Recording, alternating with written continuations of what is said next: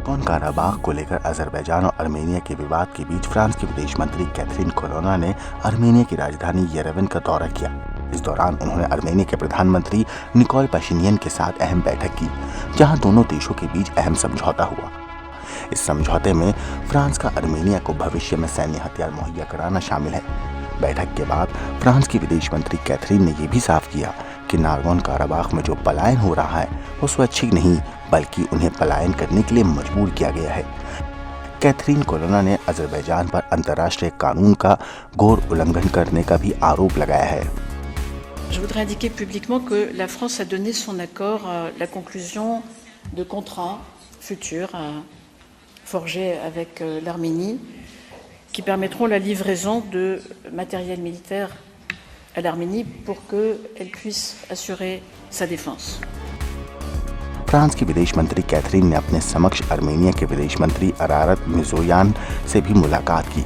शांति स्थापित करने को लेकर अहम मुद्दों पर चर्चा की गई। नागोर्नो काराबाख पर अजरबैजान के कब्जे के बाद फ्रांस की विदेश मंत्री कैथरीन कोलोना का अर्मेनिया में ये पहला दौरा है। 19 सितंबर को नागोर्नो काराबाख पर अजरबैजान ने बड़ा सैन्य अभियान चलाकर एक झटके में नागोर्नो काराबाख पर कब्जा कर लिया। हालांकि इसके बाद अजरबैजान की सरकार के सुरक्षा का भरोसा दिलाने के बाद भी पलायन नहीं रुक सका। अब तक 1 लाख से ज्यादा शरणार्थी ने पलायन कर अर्मेनिया पहुंच गए हैं और ये सिलसिला अब भी जारी है।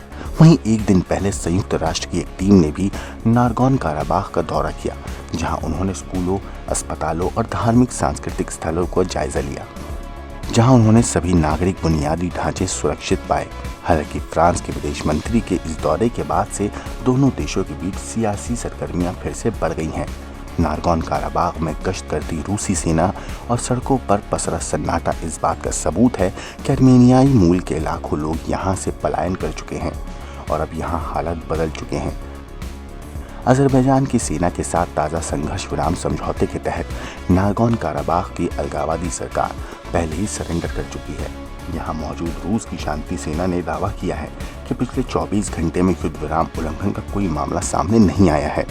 यूएन के मुताबिक पिछले 1 हफ्ते में अब तक यहाँ से करीब 1 लाख से ज्यादा लोग पलायन कर अर्मेनिया जा चुके हैं। हम येरेवन जा रहे हैं ताकि हम अपना रजिस्ट्रेशन करा सकें और हमें रहने की नई जगह मिले। हम कुल 4 लोग हैं। मुझे अपनी छोटी बच्ची का ध्यान रखना है। दरअसल नागोर्नो काराबाख इलाका अजरबैजान की सीमा पर स्थित है। अंतर्राष्ट्रीय स्तर पर इसे अजरबैजान का हिस्सा ही माना जाता है, लेकिन अर्मेनिया इसे अपना हिस्सा बताता रहा है और दोनों के बीच इसे लेकर 2 युद्ध भी हो चुके हैं। करीब 1.25 लाख की आबादी वाले इस इलाके में 3 दशक तक अर्मेनिया समर्थित अलगाववादी का शासन रहा है, लेकिन 19 सितंबर को अजरबैजान की सेना ने यहाँ के मूल निवासियों की अर्मेनिया समर्थित सेना को हरा दिया और उन्हें आत्मसमर्पण करने पर मजबूर कर दिया। इसी के बाद से नागोर्नो काराबाख से पलायन शुरू हुआ और अब लगभग अर्मेनियाई मूल के सभी लोग यहाँ से जा चुके हैं। ताज़ा शांति समझौते के तहत नागोर्नो काराबाख की अलगाववादी सरकार पहले ही इस साल के आखिर तक खुद को ख़त्म करने की बात कह चुकी है, लेकिन अजरबैजान की सेना अभी भी इस पूरे क्षेत्र में अपने प्रभुत्व का दावा कर रही है, जिसे एक तौर पर नागोर्नो काराबाख में अजरबैजान की जीत के तौर पर देखा जा रहा है। ब्यूरो रिपोर्ट, क्राइम तक।